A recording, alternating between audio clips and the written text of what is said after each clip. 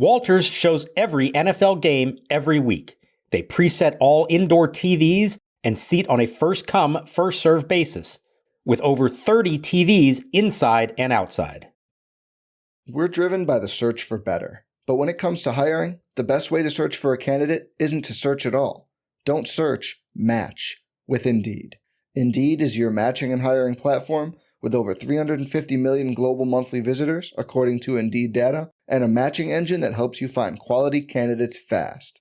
Leveraging over 140 million qualifications and preferences every day, Indeed's matching engine is constantly learning from your preferences. Join more than 3.5 million businesses worldwide that use Indeed to hire great talent fast. And listeners of this show will get a $75 sponsored job credit to get your jobs more visibility at Indeed.com/Blue Wire. Just go to Indeed.com/Blue Wire right now and support our show by saying you heard about Indeed on this podcast. Indeed.com/Blue Wire. Terms and conditions apply. Need to hire? You need Indeed. 1 ball and 1 strike to count. Right-hander to the belt, third base side of the slant. He kicks, he delivers. Swing a line drive left field. Jake Alou is there, backing up a couple of steps. He makes the catch. And bang, Zuma, Curly W's in the books. And so is a series win in Atlanta on the final road trip of the year. 2 balls, 2 strikes. Spores kicks and fires. He struck him out looking. It's over. It's over. The Rangers have won the World Series. Ranger fans, you're not dreaming. The Rangers are the World Series champions after 52 years in Texas, 63 years of the franchise. The wait is over. For the Senators, leading off and playing center field will be Elliot Maddox. Batting second and playing shortstop, Toby Harrah. Batting third and playing first base, Frank Howard. And welcome to Nats Chat for Tuesday, November 7th, 2023. We are here. We are back. The first of the off-season installments of the podcast for the Nationals 2023-2024 off-season, along with Nats insider Mark Zuckerman of MASNsports.com. I'm Al Galdi, host of the Al Galdi podcast. We have a lot to discuss. It has been a while. Big change to the Nats front office. Big change to the Nats coaching staff. Big change to the usual start time for Nats weekday home games from 7:05 p.m. to now 6:45 p.m. Coming up later in the show, a conversation that our own Tim Shovers had with the great Frank Howard, the former Washington Senators outfielder and first baseman who sadly passed away last week. Tim spoke with Frank in November 2019. We, at the end of the show, are going to play a clip from that conversation. But Mark, first time that we have spoken since the wildly successful second annual Nats Chat podcast party, which took place at Walters on October 13th. Great turnout. It was outstanding to see and speak with everyone. Have you recovered yet from the party, or are you more on the Anthony Rendon timeline for recovery?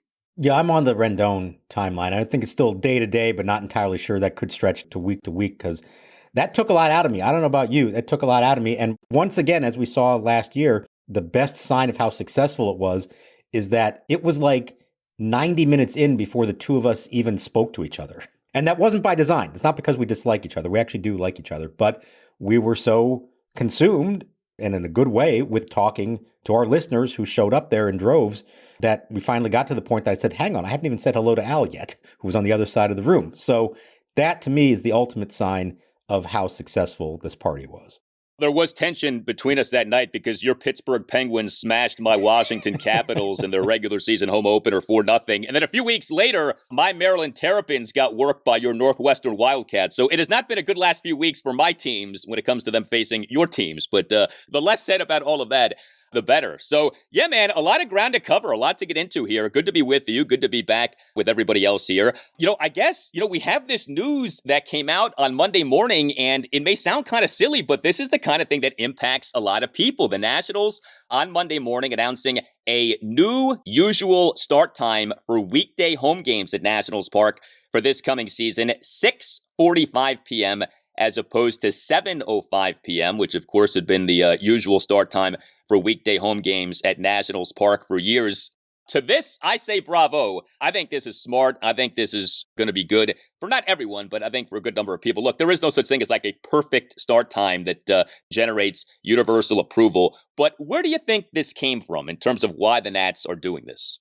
So I had heard about this at the end of the year as something they were considering, and even maybe as early as 6:35. And I guess they settled in the end on somewhere in between at 6:45. And the thought process is this. Let's be honest, their attendance, while not as bad as I thought it would be this past year, was down. We understand all the reasons why that is. It's nobody's fault. It's certainly not the fault of fans that they didn't turn out the same way that they did when the team was consistently trying to contend and win. But it is a fact. So if you're the Nationals, you are trying to find more ways to get more fans into the ballpark. And I think we have certainly seen, even in good years, that weeknights, especially when school is in session, are the hardest nights to draw. Monday nights, Tuesday nights in April, May, and again in September, those are the toughest nights to get fans to come out. So what can you do? I think the biggest issue that they see and the thing that they want to try to rectify is if you have a family and you want to go to a game on a weeknight, it's hard to do that if you're not getting out of the park until 10 p.m. or later. So when you take what we saw this last year with the shorter game times because of the pitch clock, where the average game time was about 2.5 hours, that's moving up the end time of a game already. And now if you just take 20 minutes, that's all it is. It sounds like a lot. It's really just 20 minutes from 7:05 to 6:45. You're now looking at games that should routinely end. A fast game should end about 9 o'clock, and even a long game might end around 9:30.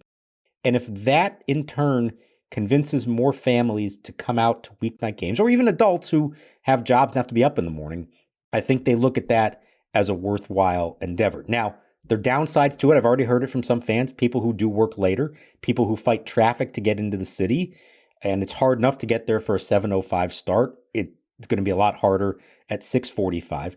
I think what you're going to see from the Nationals is that the hope would be is that if there are fewer fans there at the start of the game, they can live with that if it means there are more fans there at the end of the game. We know people leave early for a variety of reasons. Maybe this helps keep people there closer to the end of the game, if not the end of the game, if all of a sudden the end of the game is now at 9:15 on a regular basis. I mean, you got to think the Nats put a lot of research into this. Like, you don't just willy-nilly decide to do something like this. Like, there probably was a lot of data that was assessed in arriving at a new start time. I mean, the concern with 6:45 over 7:05, like you said, is that you're making it harder for people to get from work to the game or to get from work to home to the game. But I think an important thing to remember is the work paradigm in this country has changed dramatically. And so many people now work from home. So many people now have work schedules that are not the traditional Monday through Friday, 9 a.m. to 5 p.m. Now, plenty of people still have that, but many people don't. You know, things are different. And I think one of the really telling things is looking around Major League Baseball, a lot of teams now are going with regular start times for weekday home games in the 6 p.m. hour. And not just like tiny markets, Philadelphia, regular start times for weekday home games in the 6 p.m. hour. So I think it's worth a shot. I mean, if it's a complete debacle, you could always go back to 7:05, but I don't think that this is going to be a debacle. Things have really altered. I mean, I can just speak from my world. You know, for years in radio, there was this thing of like morning drive and afternoon drive. Those time slots, 6 a.m. to 10 a.m. and like 3 p.m. to 7 p.m. were like precious because that's when everyone's in their cars and that's when people are most likely to be listening to the radio. That's not the case anymore. The radio business has changed in that regard. And that's not to say that those time slots aren't still looked at as being important, but they don't have the importance that they used to. Things are very different now. It's one of the things that has really impacted the radio business in recent years. So a lot of stuff is different. You know, obviously COVID triggered a lot of this, but, you know, I think there's been kind of an awakening of like, you don't have to work 9 to 5 in an office. Like there are a lot of different ways to do this. And so I wonder if that maybe makes this something that works for more people than this doesn't work for. And again, you're never going to please everybody. Like there will be people who are majorly inconvenienced by this, but I think there are going to be a good number of people who benefit from this, who like this. Let's not kid ourselves. The real prime radio time when the most people are listening and the stars are paid the most is the 5 a.m. Al Galdi hour. We know that from your history. That's the slot that everybody wants, and only Al Galdi gets that slot. So just make that point. Yeah, I agree. I think you you're going to look at the short term and what does it mean for attendance this year, but you have to think bigger picture. And so much of what baseball across the industry is trying to do is to increase fandom and viewership over a long haul. If this helps get more young people into a ballpark on a more regular basis, that makes them fans for life, and they will continue to support the team for years to come. There's a whole other subject we can get to here about that, but I think that has to be tied in with it as well, that there really, across the entire industry, I think, has been more of a concerted effort the last couple of years to try to figure out how do we reach more young people and just more people in general to make them fans of baseball who want to watch games on TV and want to come in person more often to see them. And I think this is one potential step towards that. It's not perfect. There are people who are going to be negatively impacted by it, but I think the sense would be that it ultimately leads to more positive results than negative results. And it's why if the Nationals' attendance next season, there's a whole lot of factors that go into that. But if their attendance goes down, I don't think it will necessarily be fair to say, oh, well, see, the earlier start times didn't work. They got to go back to 7:05. I think you do have to look at the bigger picture and try to break down who is attending the games and what does that mean long term and not just in the immediate season. So the last installment of this podcast came out in the late night hours of October 1st. The installment was for October 2nd. Since then, a whole lot has happened when it comes to Nationals baseball operations. So as you may recall, when we last left you on the saga, the soap opera that is the Nats Chat podcast, well, Mike Rizzo had been extended, Davey Martinez had been extended, and we knew that two key guys under Mike Rizzo had been ousted in various ways, talking about the Nats' longtime international scouting director, Johnny DePuglia, and the Nats' assistant general manager and vice president of scouting operations, Chris Klein. Well, shortly after the end of the Nats season, we learned that DeJohn Watson was out. He would not be returning as the team's director of player development. And over the last few weeks, we've had this sort of death by 1,000 paper cuts in terms of reports of who's coming in and what's going to be happening. The Nats on October 25th officially announced multiple hirings, including those of Danny Haas and Brad Ciolek. Danny Haas hired as vice president of amateur scouting. He spent the last 5 seasons as a special assignment scout for the Arizona Diamondbacks, so working in amateur and international amateur scouting. Haas worked for the Orioles in a variety of scouting roles December 2011 through the 2018 season. And this guy, Brad Ciolek, I think is a fascinating hire. I'm most excited about this hire. Senior Director of Amateur Scouting is his title with the Nats. The Nats plucked Ciolek from the Orioles. He was the Orioles Director of Draft Operations, November 2021 to October 2023. He had been with the O's in a variety of scouting capacities since January 2013, and that followed a previous stint with the O's, February 2011 to November 2011. So when you talk about the O's having this abundance of riches in their farm system and also at the major league level in terms of young players, Ciolek has been a part of that. Maybe not the primary reason for that, but a part of that. Then the Nats this past Friday afternoon officially announced the promotion of Eddie Longos to Vice President and Assistant General Manager of Player Development and Administration. Longos, previous 8 years, was the Nats Director of Scouting Operations, so this is an internal hire. He joined the Nats all the way back in 2010, has been working his way up. There is a lot to take in with these hirings, what they mean. I think a lot of people probably are confused about what exactly they mean. Are these good hirings? Are they bad hirings? Look, there's a lot that we don't know. But from where you sit, what are kind of your general takeaways from this major revamping of Nats baseball ops beneath Mike Rizzo? Again, Rizzo extended, but just about everything beneath him has been altered. Right. And I think that's a very key point there, is that you are seeing a very different looking front office from what we've seen here in the past.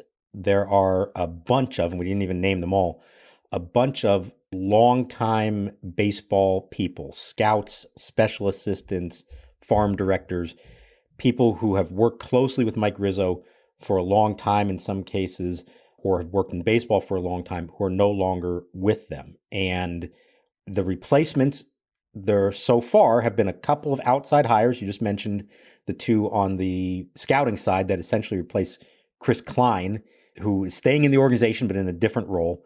And then by all accounts, I believe that Brad Ciolek is a new position that has not existed before. And this is going to be maybe more of an analytics position as it pertains to scouting. We can get into all that.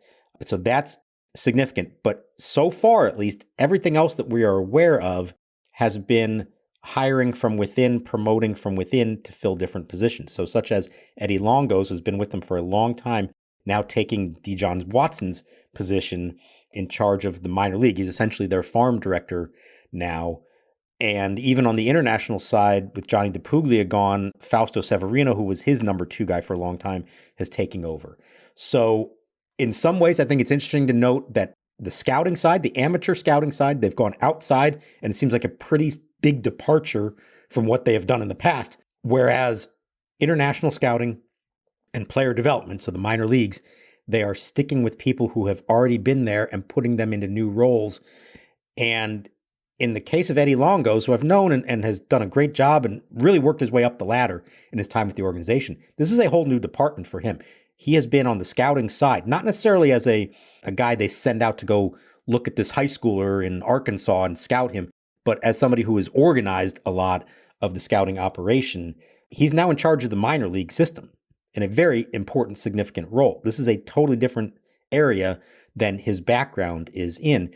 And Dijon Watson, who held that job, was a longtime scout, a baseball person, you'd want to call that, a talent evaluator.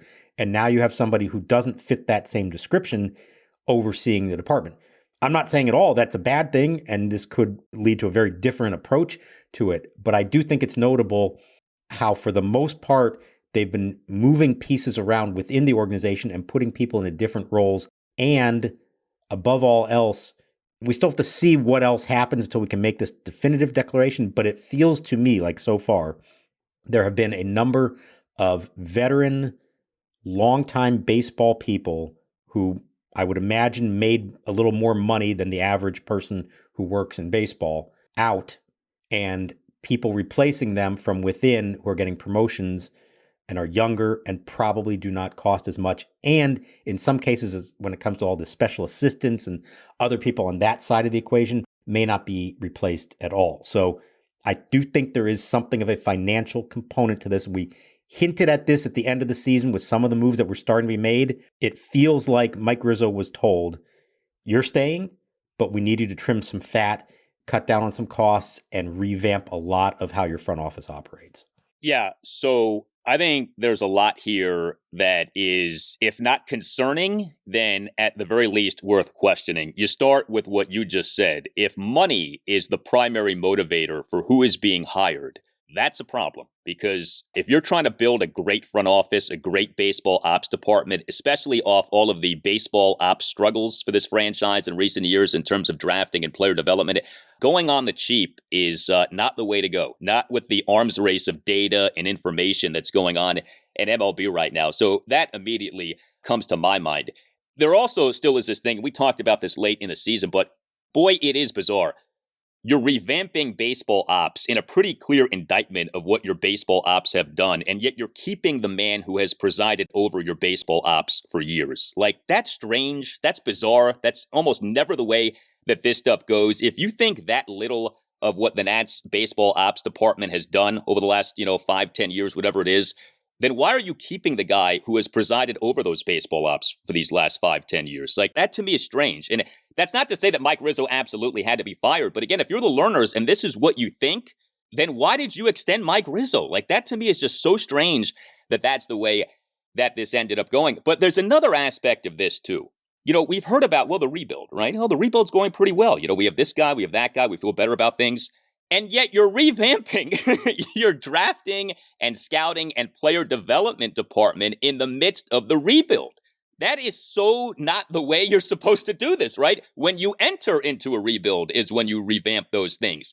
You're now multiple years into the rebuild. Some big decisions have been made in this rebuild. And you're saying that the people who have been involved in these decisions aren't worth keeping around? I mean, I think about Dijon Watson, right? It was in November 2021 that the Nats promoted Watson to Director of Player Development. Okay, he had been with the team since January 2017 as one of about 1 million special assistants to Mike Rizzo. So you made this promotion of Dijon Watson, November 2021, right? So you're literally months into your rebuild, such a crucial time in the timeline for the Nats. And it turns out that you made a mistake, that this guy's gone within 2 years. Like, what does that say? So, look, like I said, I think the hiring of this guy, Brad Ciolek, is good. We'll see about Eddie Longos and Danny Haas and, others. But man, if you're looking at this thing objectively, I don't know how you're not asking some of these questions here. This is not normal. This is not the way that a proper rebuild usually goes. Doesn't mean that this isn't going to work, but boy, this is unconventional. Unconventional is the word I was about to use. As you said, typically an organization, once they got to that point in 2021 and even 2022, where they said, we're stripping this down, we're starting over, we are no longer the Nationals that competed for the World Series. We are going in a whole new direction and thinking long-term over short-term. That would typically be the time that you clean house and start fresh at all levels of the front office, the manager's office, the coaching staff. And we haven't even gotten to any of those moves yet. And instead, they stuck with the people in charge and some of the people in prominent positions for a couple of years. And now, as you said, in the midst of that, you're making some significant changes. I mean, think about it this way. If Dylan Cruz and Brady House and Elijah Green end up becoming stars, they were drafted by Chris Klein, who is no longer in charge of amateur scouting and the draft. And there's an entirely new team in charge of that starting this year. The results of which, by the way, we won't be able to evaluate them for many years to come until we know how Danny Haas and Brad Ciolek and everybody else on the scouting side has done, because you have to draft players and then develop them and find out if they become big leaguers or not. So it's quite possible that in a honestly best case scenario from the national standpoint, that by a year from now, they look like they're on the cusp of being a contending team again. And they're doing so with players who were drafted by a previous regime and developed through the minor leagues, at least through part of that time, by somebody else in charge of that operation. It is fascinating because, like you said, this is just unconventional manner of going about it. It may work, it may not be the issue, but it's not the way you would typically say this. You either say 2 years ago, you clean house and start all over, or once you've committed to this, you stick with it and give all these guys a chance to see if the fruits of their labor actually work out. And instead, we're in the middle of the process. We don't know the answer yet. Will it work out? And they've already made changes. Help me understand the org chart here. So Danny Haas is vice president of amateur scouting. Brad Ciolek is senior director of amateur scouting. Is Danny ahead of Brad, or is Brad ahead of Danny? Danny Haas is in charge of the whole amateur scouting operation. He replaces Chris Klein in that position. Brad Ciolek works for him now, but I do think that is a new position, the best I understand it. I don't know if there are other changes below them in terms of assistant scouting directors and the national cross-checkers, all those people who essentially report to the director of scouting when it comes time in the months leading up to the draft. So Brad Ciolek is a new position who falls underneath Danny Haas, and I think, I do think it's one of the more significant ones of this, as you mentioned. This is a guy with more analytics background, I think, who's going to maybe revamp the way that they evaluate amateur players leading up to the draft, not just talent that they see on the field, but numbers, and trying to figure out what types of players they want and who fits certain descriptions of what they're looking for. Danny Haas spent the last 5 seasons, like I said, as a special assignment scout for the Diamondbacks. Ciolek spent his most recent years working for the Orioles as their director of draft operations and clearly being a part of something that is working quite well. Shouldn't Ciolek be ahead of Haas? Like, shouldn't Ciolek be the one in charge of drafting, or am I missing something here? Unfortunately, while there is some uniformity among different major league franchises as far as titles go, it's not across the board. And I think a lot of it has to do with salary structure. And if you're a director or a VP or an assistant GM or whatever else, it has to do with what your salary is. And so it may sound like Ciolek was ahead of Haas previously, but what I've been told here is that Haas is in charge of the operation. Now, maybe it's a bigger promotion for him, a bigger step up than it is for Ciolek, but Haas is now in charge of their amateur scouting in terms of the draft, and Ciolek will work for him. Hey, are you a law firm partner or an associate stuck on an underperforming franchise? Do what Nationals legend Max Scherzer did. Demand a trade. He left the New York Mets, right?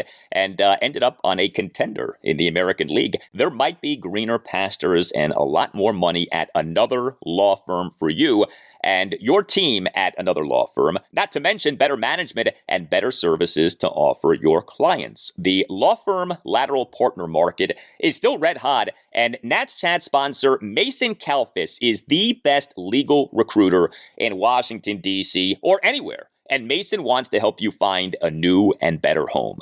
Mason Kalfas, he is the Scott Boras of legal recruiters. Put him to work for you. Mason will sit down with you and understand your practice and career or financial goals. He will confidentially discuss your candidacy with law firms that are contenders, not 60-win teams. You can reach Mason or any of his team of 7 recruiters at 202-486-3535 or email Mason at mason@zenithlegal.com.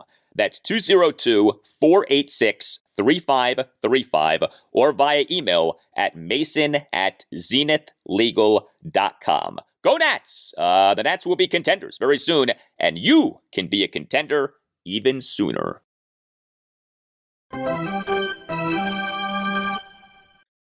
We're driven by the search for better. But when it comes to hiring, the best way to search for a candidate isn't to search at all. Don't search, match with Indeed. Indeed is your matching and hiring platform with over 350 million global monthly visitors, according to Indeed data, and a matching engine that helps you find quality candidates fast. Leveraging over 140 million qualifications and preferences every day, Indeed's matching engine is constantly learning from your preferences. Join more than 3.5 million businesses worldwide that use Indeed to hire great talent fast. And listeners of this show will get a $75 sponsored job credit to get your jobs more visibility at Indeed.com/Blue Wire. Just go to Indeed.com/Blue Wire right now and support our show by saying you heard about Indeed on this podcast. Indeed.com/Blue Wire. Terms and conditions apply. Need to hire? You need Indeed. Here's the set. Big lead. There he goes. Huge jump. The pitch, a strike, to throw on down, and the tag. Safe is the call. Albies taking the throw. Again, falling down with contact on the tag with Abrams. And that's stolen base number 47.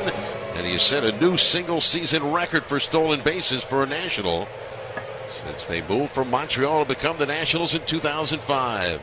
So we have all of that with the Nats front office, and then we have what has been happening with Davey Martinez's coaching staff. So like I said, Davey extended. We found out about that a good bit of time ago. August 22nd, in fact, was when the Nats announced having agreed with Davey on a multi-year contract extension. It was over the course of 2 days, October 9th and the 10th, that we had multiple reports that the Nats were retaining pitching coach Jim Hickey and retaining hitting coach Darnell Coles, but we're parting with a bunch of other coaches. Bench coach Tim Bogar, first base coach Eric Young Jr., third base coach Gary DiSarcina, and assistant hitting coach Pat Rossler. We then on Halloween had reports that the Nats were reassigning Gerardo Parra to be their new first base coach and were reassigning Ricky Gutierrez to be their new third base coach. Before we get to some of the specifics here, I think the thing that stood out to most people was Darnell Coles being retained. I think Jim Hickey, I know people complain about Hickey, but,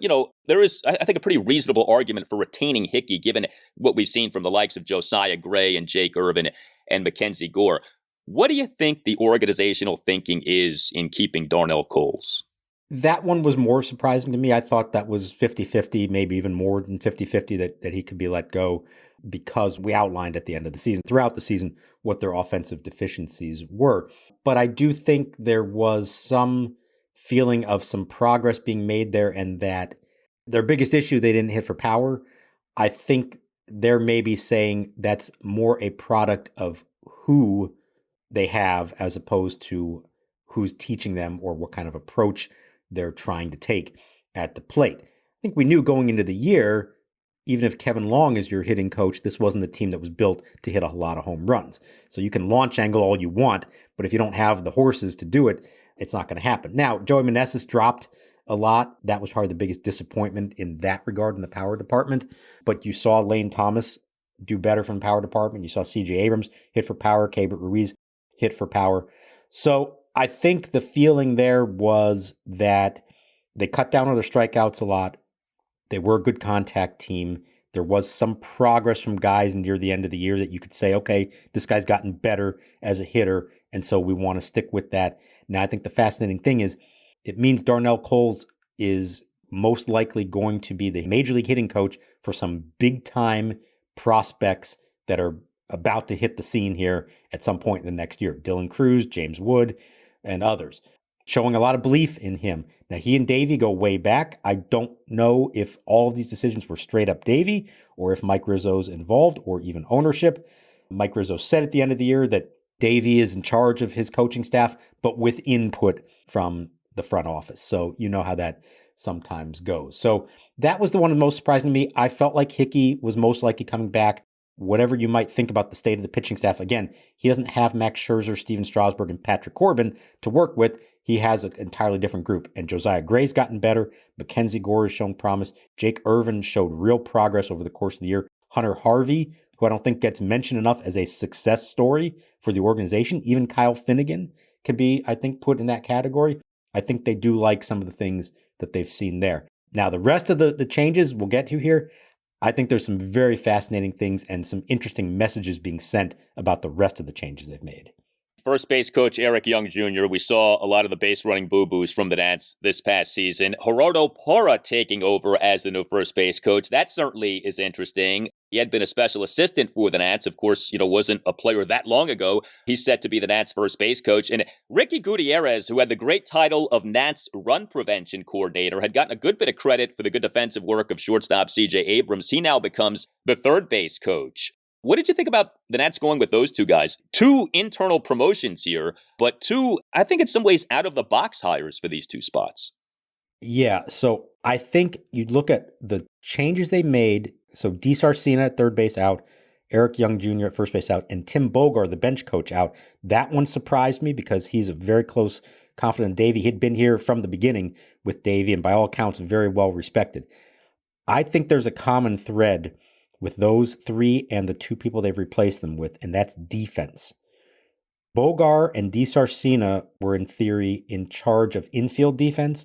Eric Young Jr. was in charge of outfield defense. And I think this is a declaration from somebody, whether that's Davey, Rizzo, somebody else, to say, we need to be better defensively. We need to coach better to make these players into better defensive players. Now, Ricky Gutierrez, who was added to the staff this last year, as you said, the run prevention coordinator, essentially was an extra infield coach in the dugout, a former big league middle infielder who worked very closely with the middle infielders, especially C.J. Abrams, and got a lot of the credit for the progress that C.J. made. To me, yes, he's coaching third base, and that's a whole other issue because there are a lot of decisions that we all see in real time as a third base coach that you focus on. But I think that move is more about him now being in charge of the infield defense. And in Gerardo Parra's case, was for many years a really good defensive outfielder. And I think that more than the base running stuff is why he is there, because when you're a base coach, you also are responsible for other things. And in this case, I believe Parra will be responsible for coaching the outfielders who across the board were not good last year. Lane Thomas had all the outfield assists, but there were so many issues with him and Robles and Alex Call with positioning, with balls that should have been caught that were not. I think Parra is being put in that spot to help in that regard. There has been no more persistent problem for the Nats than the bullpen, but number two is defense. The Nats have not been a good defensive team in a really long time. Like if you just look at defensive run saves season in, season out, it has been a long time since the Nats rated well in DRS. And I'm talking like in the latter years of the Nats as a contending team, the team did not rate well defensively. So it really has been an issue for this team getting to be good defensively. And, you certainly would think that that's something that if the Nats are going to get good again, that's something that needs to be picked up on here. So again, like Rizzo extended, but everyone beneath him is revamped, it feels like. Davey Martinez extended, but massive change on his coaching staff. You just alluded to this. I do think this is a key question. These changes that we're seeing beneath Mike Rizzo and beneath Davey Martinez, are they happening against the wills of Mike and Davey? Or are there things that Mike and Davey are, in fact, in favor of here? Like, are these changes being forced on Mike and Davey? Or are these changes that Mike and Davey are in favor of? Because I think that's a big deal, right? You want organizational alignment. The last thing that you want is a guy presiding over others who the guy who's doing the presiding doesn't want, or has resentment toward. Like, that's a problem if that's the case. Do you have any sense on where Mike and Davey stand on all of these changes happening beneath those guys? I don't. We haven't had the chance to talk to anybody, on the record yet, and it may be until the winter meetings a month from now before that actually happens. So I do think it'll be interesting to see what they say. Now, it's not the first time, hardly, that you have seen a manager retained but have to make changes to his coaching staff, including letting go of people that he's worked with for a long time. That's not that uncommon. You wish it wasn't the case, but it has happened, and even happened after they won the World Series. Remember, they moved some people around into different roles right after winning a World Series. So it has happened. I don't know if this was a case of somebody saying to Davey Martinez, all right, you get to pick the three guys you want to keep, and then we got to, make some other changes. And he decided on the ones he wanted to keep. I don't know if that's the way it worked. But I do think, again, like with the majority of the front office, so far, and there's still more positions to fill, bench coach is the biggest one, and I'm really interested to see what happens there. But so far, they have taken two people who already worked for the organization in Gerardo Parra and Ricky Gutierrez and moved them into major league coaching jobs. And as of this point, those spots have not been filled by anybody else. Gerardo Parra was one of those special assistants. That's not necessarily a job that just has to go to anybody else. Run prevention coordinator was a brand new job that they invented for Ricky Gutierrez this year. I don't know if they're just suddenly going to have somebody else doing that same job. So is some of this actually an elimination of jobs and a condensing of staffing, which speaks to the financial question, and are they trying to save money here? The bench coach, are you going outside and getting somebody with a lot of experience who maybe hasn't worked for them before? Or one name to watch, and I don't know the answer to this, but I think it would fit the pattern of what we're seeing elsewhere. Henry Blanco, who was one of Davey's closest confidants, started out as bullpen coach, moved to the dugout a couple years ago to essentially be their catching coach in the dugout. If he becomes the bench coach and still coaches the catchers, I think it makes sense in a lot of ways, and I'm not saying that's a bad move, but that would be another position eliminated or compressed. Instead of now having a bench coach and a catching coach, you essentially have one person doing both jobs. So I'm very interested to see how that goes. And I do wonder if there's an overarching theme to all of these moves that we're seeing about trimming some fat, eliminating some positions, and condensing all of these roles into fewer roles. We won't really know this until it's all said and done. We see the full roster of the coaching staff and the front office, but there are signs to me that suggest that may be part of this. Yes, we call that downsizing, which is usually a four-letter word in our world. Well, I'll tell you what, if the Nats are looking for a current employee to promote to bench coach, might I suggest Jack McKeon, 92 years old. Could we get Trader Jack next to Davey on a regular basis on Nationals benches in the 2024 season? I would love to see that. Trader Jack back in a major league dugout.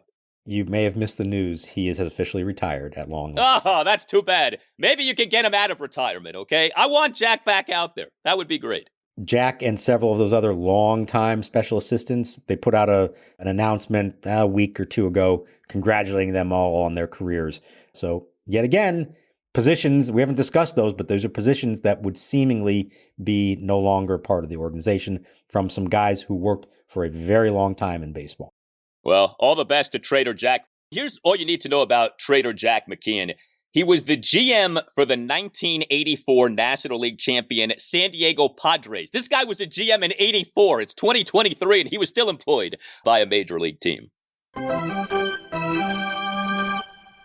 Hey guys, it's Al Galdi here to tell you about another great deal being offered right now by Window Nation to listeners of the Nats Chat podcast. Window Nation is offering you even more. When it comes to new windows, Window Nation always gives you more, but now Window Nation is giving you even more. The more windows that you buy, the more that you save, up to 50% off, plus a lot more. Pay nothing for 2 full years. Another amazing deal on the great windows that Window Nation can provide to listeners of the Nats Chat podcast. Save up to 50% with the purchase of a house of windows. Even given what has been happening with interest and mortgage rates, Window Nation still is keeping 0% interest for 2 years. Call 866-90NATION or visit windownation.com. That's 866-90NATION or windownation.com, and tell Window Nation that you want the great deal that you heard about from Al Galdi on the Nats Chat podcast. Hello, this is Ohavia Phillips. And I'm Dennis Reed. And as members of Charlotte's Black community, we're proud to call the Queen City home.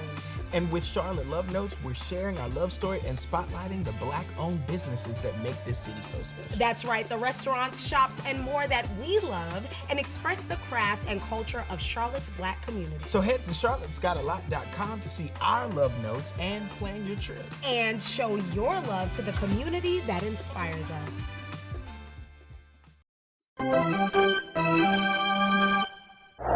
On deck, Frank Howard. And you can sense the crowd waiting to react again to the big guy. Toby hits one into short left field. Coming in on the ball is Roy White. He's under it, makes the catch. And before Hondo stands in, let's pause for station identification. This is the Washington Senators Baseball Network. WWDC, AM and FM, Washington. Where'd you get it?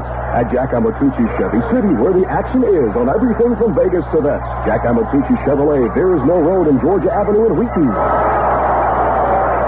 If you can't hear our voice, it's because the din is tremendous for Hondo. A curve is in for the strike.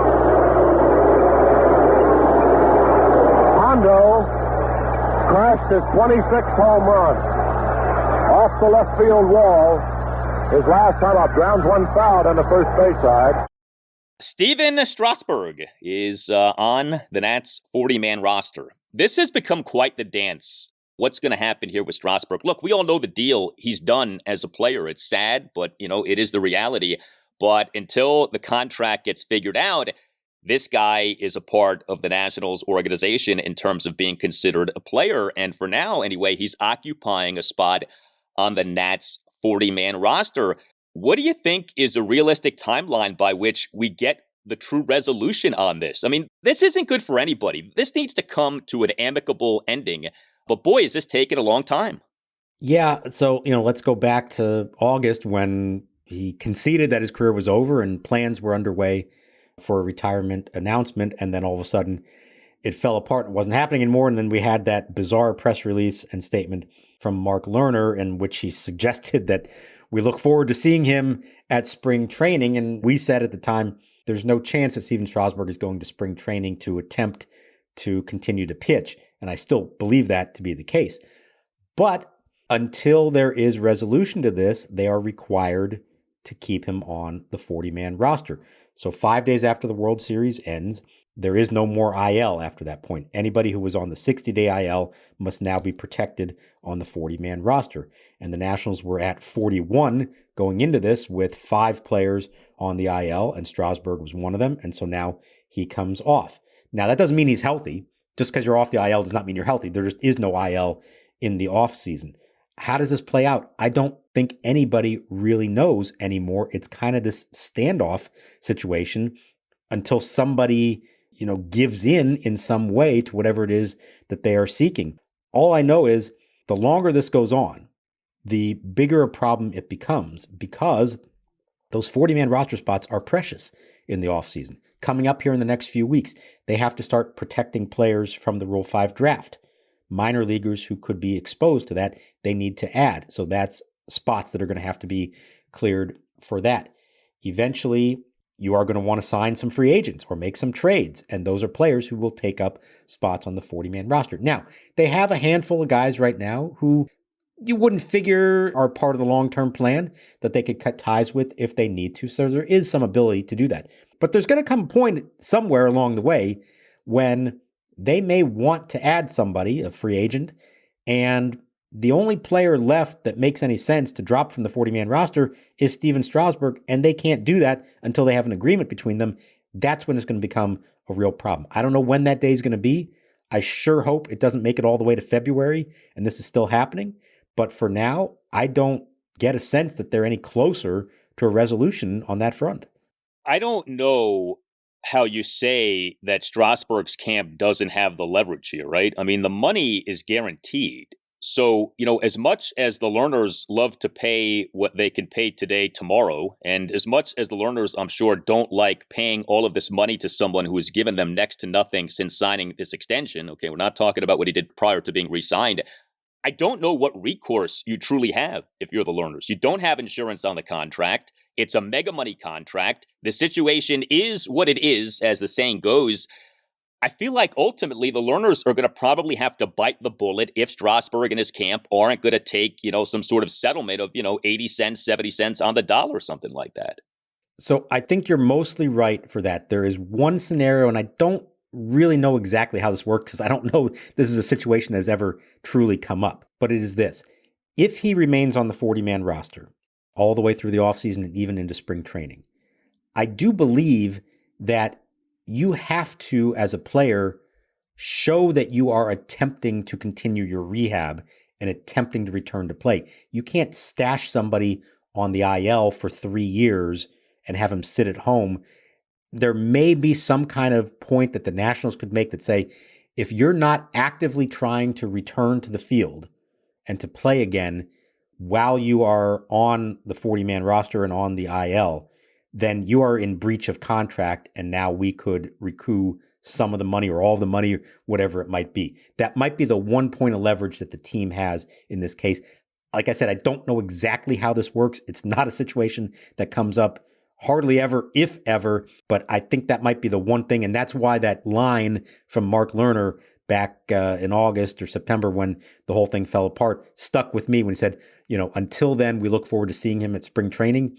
In my mind, whether he meant it this way or not, in my mind, that was the, okay, if you're not going to retire, then we expect you to continue your rehab because that's the only way you get paid.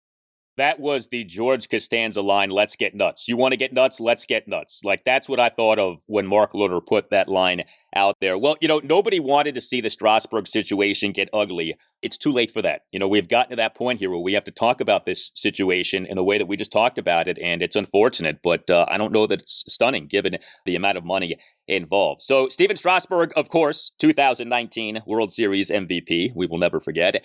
We just had the conclusion of the 2023 World Series. And, look, there are a lot of ways you can go with this, right? The MLB playoff format has come up a bunch. That's like an entirely different episode of the Nats Chat podcast because I think there's so much to get into with that. But here's the bottom line from the Nats perspective. 2021, the season in which the Nats cratered, right? 65 and 97. You also had that year the Rangers going 60 and 102 and the Diamondbacks going 52 and 110. And yet here we are 2 years later, Rangers and Diamondbacks in the World Series, a World Series, of course, that the Rangers won. Now, put aside that the Rangers were technically a wild card team, although they finished with the same record as the American League West champion Houston Astros. Put aside the fact that the Diamondbacks were an 84-win team in the 2023 regular season.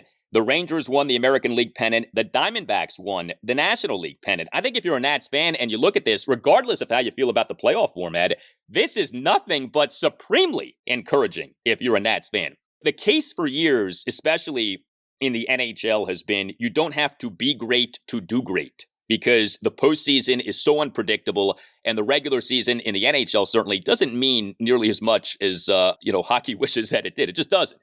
I'm not saying we're at that point at MLB. But boy, if we're now at a point to where if you have a mid-80s win total, you're in the postseason, a postseason in which anything can happen more than ever before, I think that's great news if you're a Nats fan right now. Yeah, I agree. Now, first of all, I was not a fan of the expanded playoffs, adding the extra wild card team for that reason. I felt like it still needed to mean something for you to get into the tournament, that you should at least be approaching 90 wins, at least in the upper 80s. To feel like that. And looking back over the last decade or so, I felt like there were not teams that missed the playoffs that you said, boy, they got screwed. They really deserved to be in the playoffs and they didn't make it because there aren't enough teams in it. Now, we know That's not the reason the MLB expanded. They expanded to make more money because it's more games on TV and more money in TV rights to show those games. The byproduct of that is you do leave yourself vulnerable or open to the possibility of what we saw this year, which was an 84-win wild card team making it to the World Series. Now, I also think the Diamondbacks were better than that. They were in first place for a good chunk of the season. They had a lot of good young talent. They kind of cratered at the end, snuck into the playoffs, and then got hot and looked great the rest of the way. But if you're the Nationals, you have to look at this in a different light.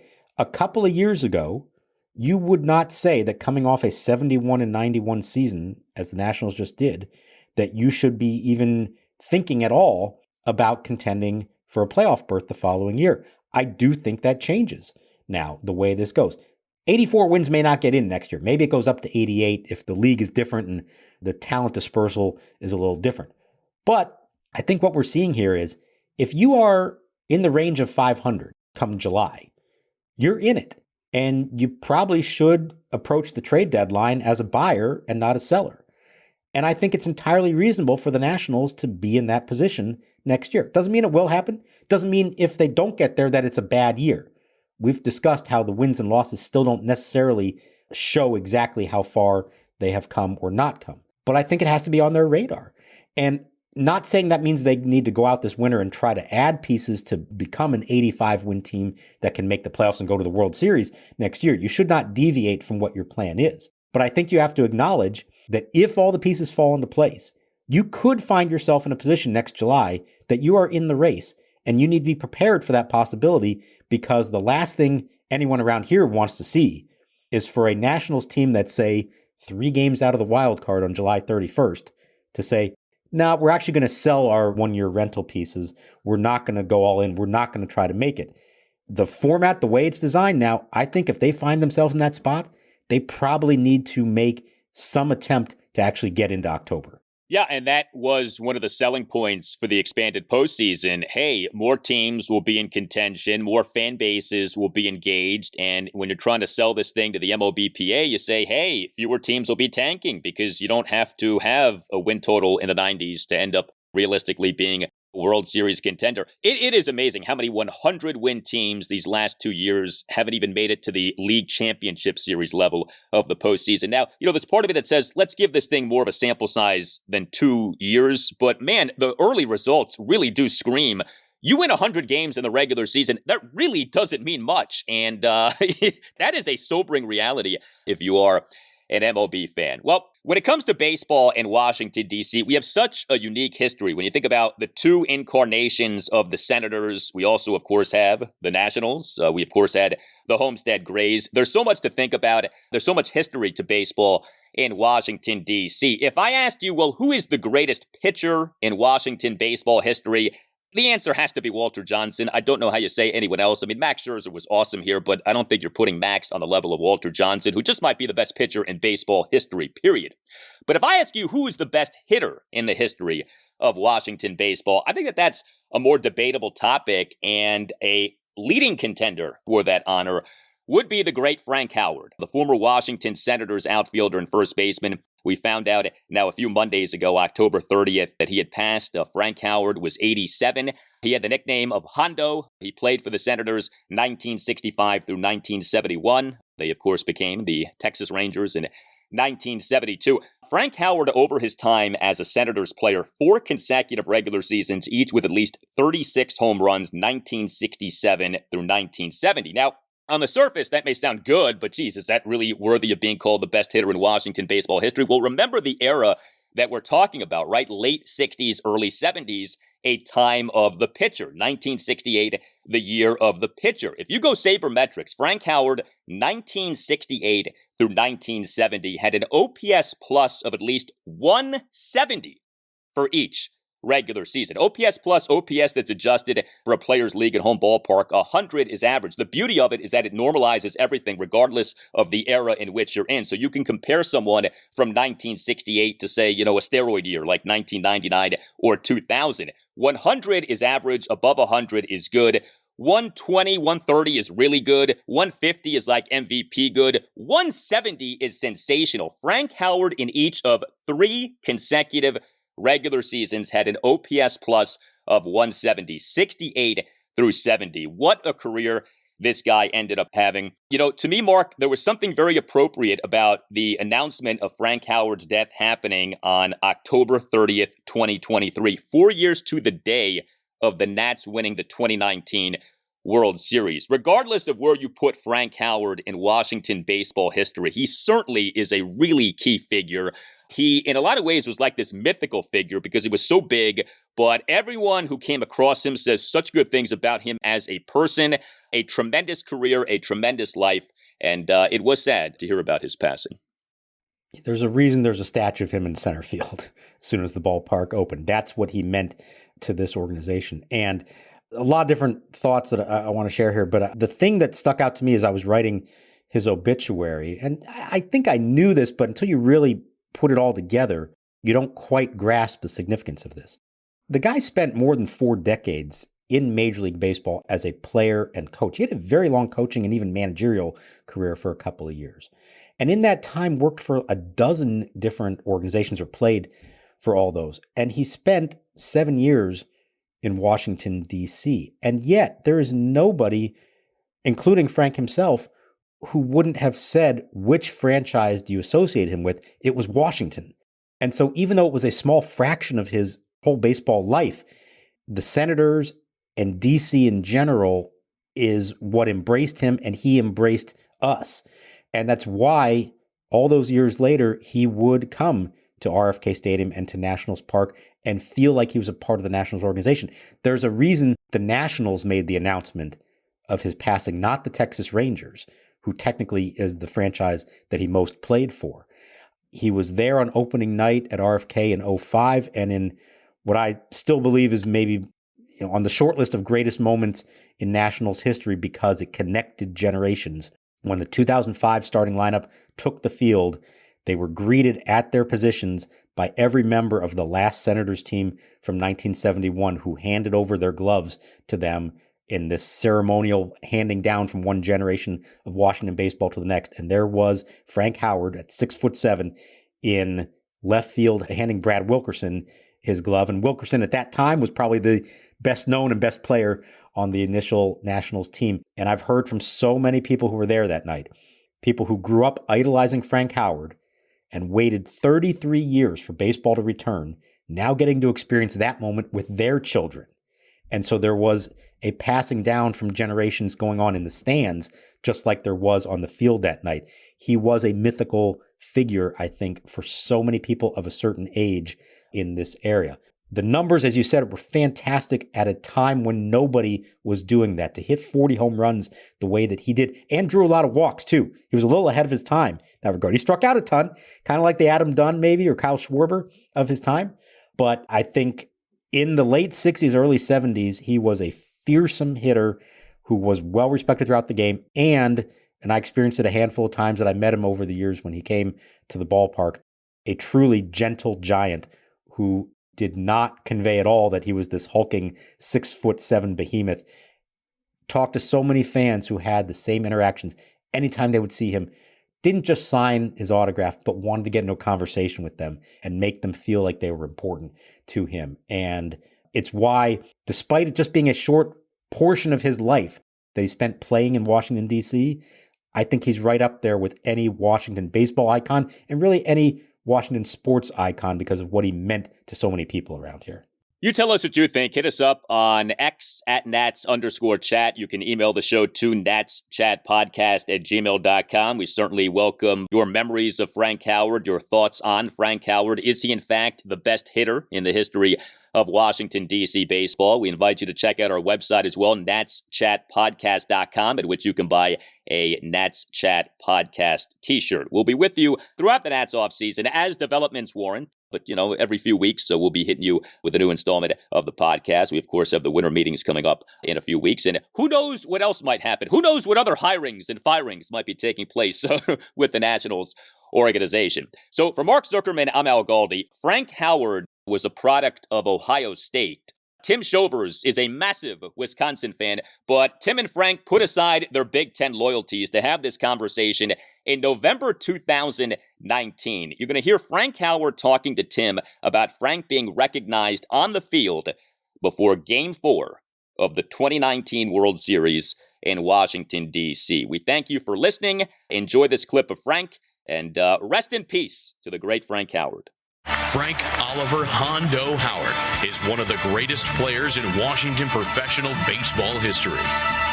An imposing slugger at the plate, he was the most feared hitter in the Washington Senators lineups from 1965 to 1971, part of a brilliant 16-year playing career. When somebody says, hey, why don't you come down and say hello? Why don't you come down and enjoy the game? And it was a great invitation, one that I cherished. You know, I talked to the Lerner family, and I said, you've been waiting a long, long time. We all have been waiting a long, long time. I said, now, with this America, we play to win. We don't play to lose. But win, lose, or draw, enjoy the moment. Senators trail 5-1. But they have time to catch the Yankees. There's a long drive to left field. This one is going. It is gone. Frank Howard has just hit home run number 26. And again, he gets a standing ovation.